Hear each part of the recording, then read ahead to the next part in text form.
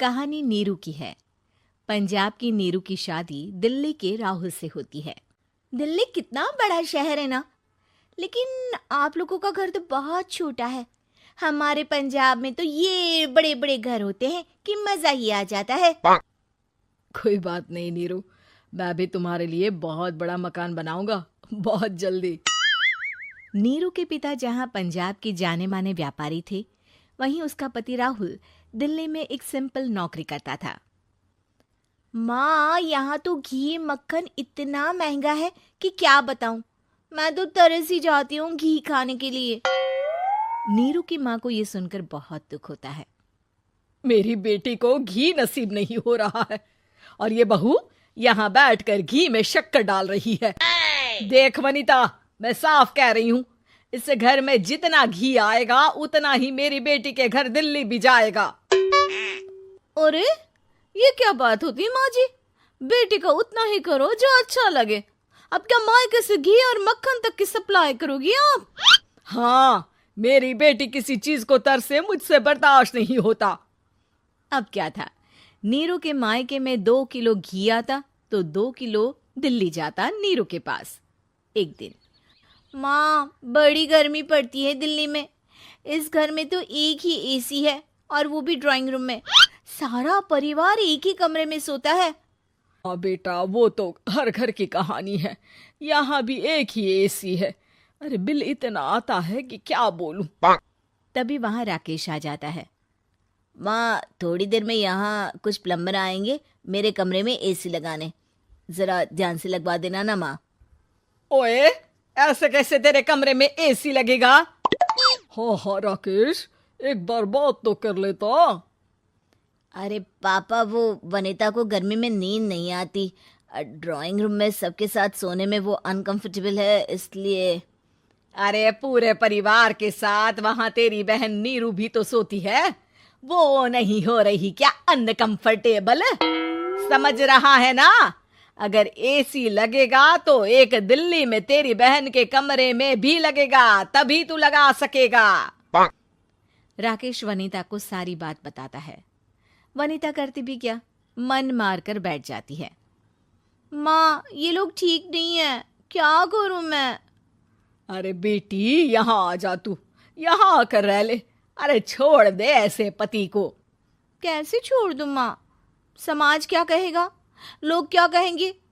वैसे भी मेरा एक बेटा है मयंक। अरे हटा बेटा, तेरी उम्र ही क्या है? इतनी परेशान रहेगी तो काम कैसे चलेगा?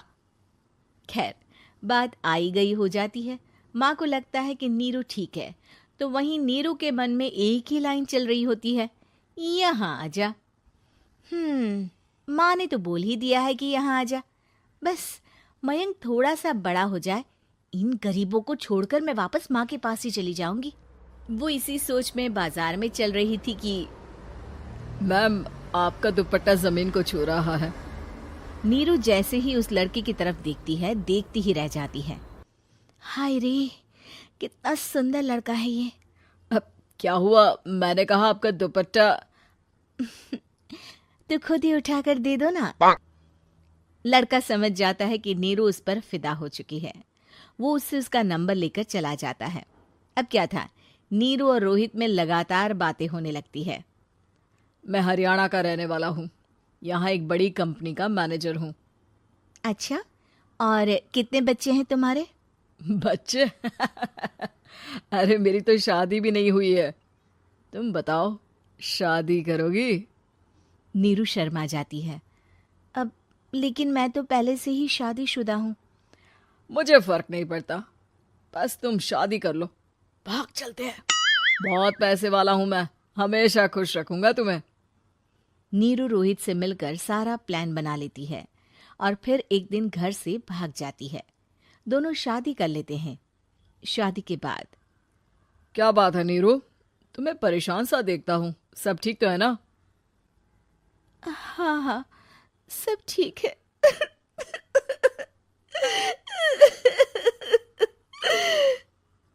ये कहते कहते ही वो रोने लगती है।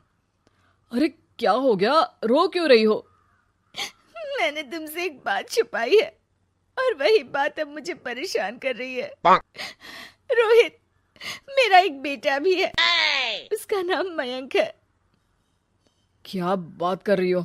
ये तुमने मुझे पहले क्यों नहीं बताया? देखो नीरू, मेरी माँ को मैंने ये नहीं बताया है कि तुम शादीशुदा हो। बच्चा मैं मैनेज नहीं कर पाऊंगा। नीरू को समझ में नहीं आता कि वो क्या करे। तुम उस बच्चे को अपनी माँ को क्यों नहीं दे देती? नीरू चुपके से माँ को फोन करती है। माँ, क्या मयंक को तुम रख सकती हो? बेटा, मैं राकेश के साथ बात करती हूँ। आखिर घर का बेटा वही है, जो वो बोलेगा। वैसे भी बेटा, तूने जो किया है ना, उसके बाद से पूरा घर तेरी बुराई कर रहा है। मैं भी अब किसी से तेरे लिए लड़ नहीं सकती। राकेश बेटा, नीरू ने तो जो किया बहुत ही बुरा किया, लेकिन मैं सोच रही थी कि क्यों ना मयंक को हम यहाँ ले आए। तभी वनीता बोल पड़ती है। वाह जी, ऐसे कैसे यहाँ ले आए? यहाँ क्या भंडारा भरा है? और जिस बच्चे की माँ ने नहीं सोचा, उसके लिए हम क्यों सोचे? नीरू को एक बार तो अपने बच्चे के बारे में सोचना चाहिए था ना। अरे लेकिन तेरे पास भी तो लड़का नहीं है ना वनीता। माँ, वनीता ठीक बोल रही है। कल को वो बड़ा होकर इसी घर का हिस्सा मांगेगा तो हम क्या करेंगे? माँ कहती भी तो क्या, वो चुप रह जाती है। वहीं नीरू का पहला पति कहता है। माँ, अगर आज भी वो वापस आ जाए तो मैं उसे माफ कर दूंगा। बेटा, गरीबी चीज ही ऐसी है, क्या करेगा। तू तो अब मयंक का सोच। वो बेचारा तो बिना माँ का हो गया। मयंक के खातिर तू दूसरी शादी कर ले बेटा। लोगों के लाख समझाने के बाद नीरू के पहले पति की शादी रिद्धि से हो जाती है, जिसके पहले पति से 2 बच्चे होते हैं। देखो जी, मैंने शादी सिर्फ बच्चे के खातिर की है। मैंने भी शादी सिर्फ बच्चों के खातिर की है। वहीं नीरू के दूसरे पति के मन में ये बात घर कर जाती है कि नीरू एक मासूम बच्चे को उसके खातिर छोड़ कर आई है। अब देखो नीरू, मुझे लगता है कि जो औरत अपनी कोख का बच्चा छोड़ सकती है, वो तो कुछ भी कर सकती है। कल को तुम्हें मुझसे अच्छा कोई मिल गया तो तुम तो मुझे भी बाय बाय कर दोगी ना। नीरू को अब उसका दूसरा पति ताने देना शुरू कर देता है।